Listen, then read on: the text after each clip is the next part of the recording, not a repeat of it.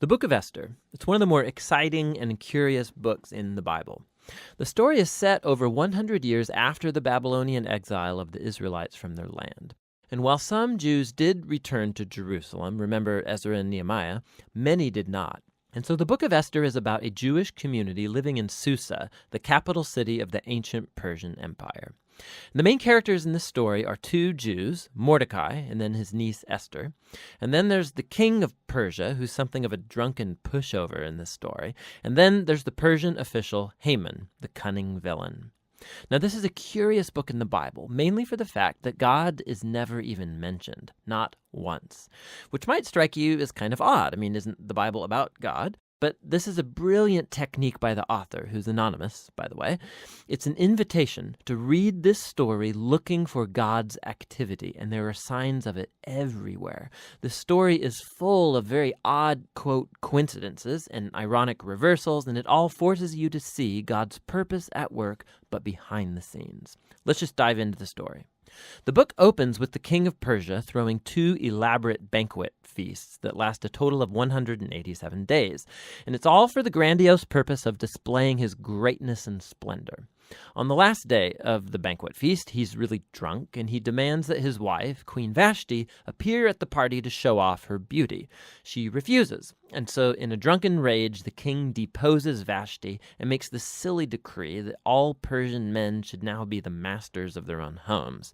Then he holds a beauty pageant because he wants to find a new queen. This is like a really bad soap opera. But it's right here that we're introduced to Esther and Mordecai. Esther hides her Jewish identity and enters the beauty pageant and wins. And the king is so obsessed with Esther that he elevates her to become the new queen of Persia. Now, after this, and even more serendipitous, is the fact that Mordecai just happens to overhear two royal guards plotting to murder the king. And so he informs Esther, who in turn informs the king, and Mordecai gets credit for saving the king's life. Now, right here from the beginning, God's not mentioned anywhere, but this all seems providentially ordered. What is it that God's up to? You have to keep reading. We're next introduced to Haman, who's not actually a Persian. He's called an Agagite. He's a descendant of the ancient Canaanites. Remember 1 Samuel chapter 15. The king elevates Haman to the highest position in the kingdom, and he demands that everybody kneel before Haman. Well, when Mordecai sees Haman, he refuses to kneel, which of course fills Haman with rage. And when he finds out that Mordecai's Jewish, Haman successfully persuades the king to enact this crazy decree to destroy all of the Jewish people. And to decide the date of the Jews' annihilation, Haman rolls the dice. A die is called pur in Hebrew. Tuck that away for later. 11 months later, on the 13th of Adar, all the Jews will die. Haman and the king then have a drinking banquet to celebrate their really horrible decision. So the focus now turns to Mordecai and Esther, who are the only hope for the Jewish people. They make a plan that Esther's going to reveal her Jewish identity to the king and ask him to reverse the decree. But approaching the king without a royal request is, according to Persian law, an act worthy of death.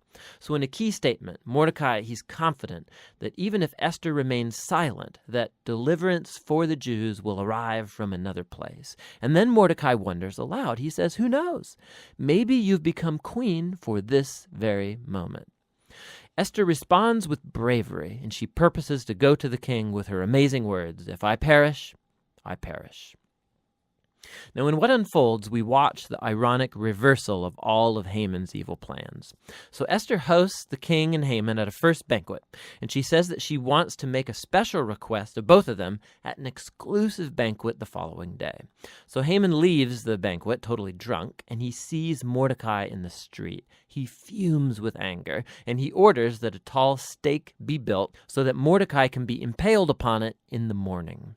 It seems like things can't get any worse for the Jews and for Mordecai. But all of a sudden, the story pivots. It just so happens that night the king, he can't sleep, and he has the royal chronicles read to him for good bedtime reading, and he just happens to hear about how Mordecai had saved the king's life. He had totally forgotten. So in the morning, Haman enters to request Mordecai's execution, and the king in that moment orders Haman to honor Mordecai publicly for saving his life. So now Haman has to lead Mordecai around the city on a royal horse, telling everyone to praise him. Now this moment in the story, it's a pivot for the whole book. It begins Haman's downfall and Mordecai's rise to power. Watch how this works. The day after is Esther's second banquet. So the king and Haman arrive, and Esther informs the king that first of all, she's Jewish, and second, that Haman has enacted a decree to murder her and to murder Mordecai, who saved his life, and to murder all of the Jews. Now the king's had a lot to drink, so when he hears this news, he goes into yet one more drunken rage, and he orders that Haman be impaled on the very stake he made for Mordecai. It's ironic and a grisly way for Haman to go. Haman's execution, however, doesn't solve the problem of the decree to kill all of the Jews. So the focus now turns to Esther and Mordecai as they make a plan to reverse the decree. They discover that the king can't revoke a decree that he's already made.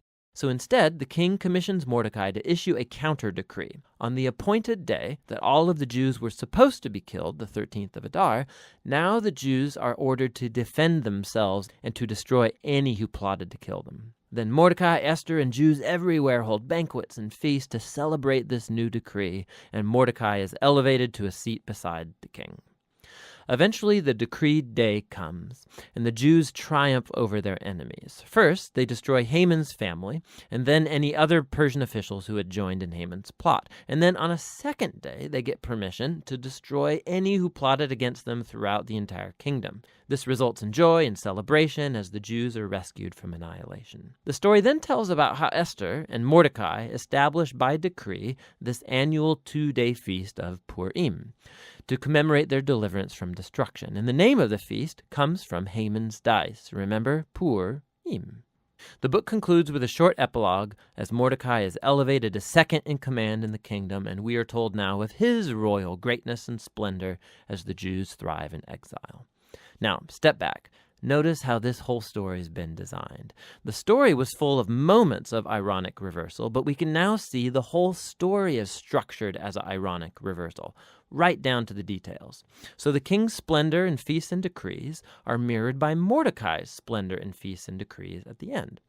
Esther and Mordecai, they first saved the king, but now in the end, they save all of the Jews.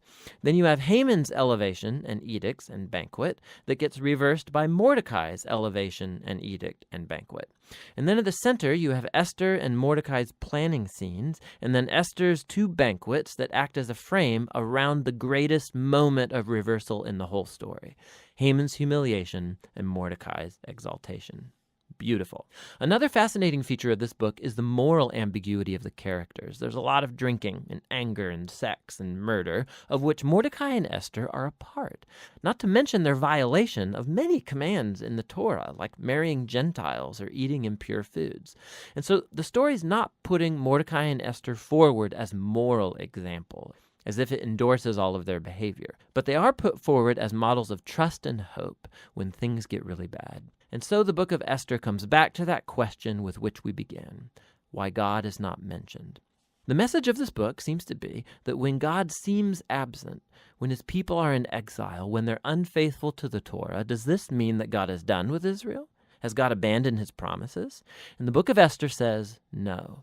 It invites us to see that God can and does work in the real mess and moral ambiguity of human history, and he uses the faithfulness of even morally compromised people to accomplish his purposes. And so the book of Esther asks us to be willing to trust God's providence even when we can't see it working, and to hope that no matter how bad things get, God is committed to redeeming his world.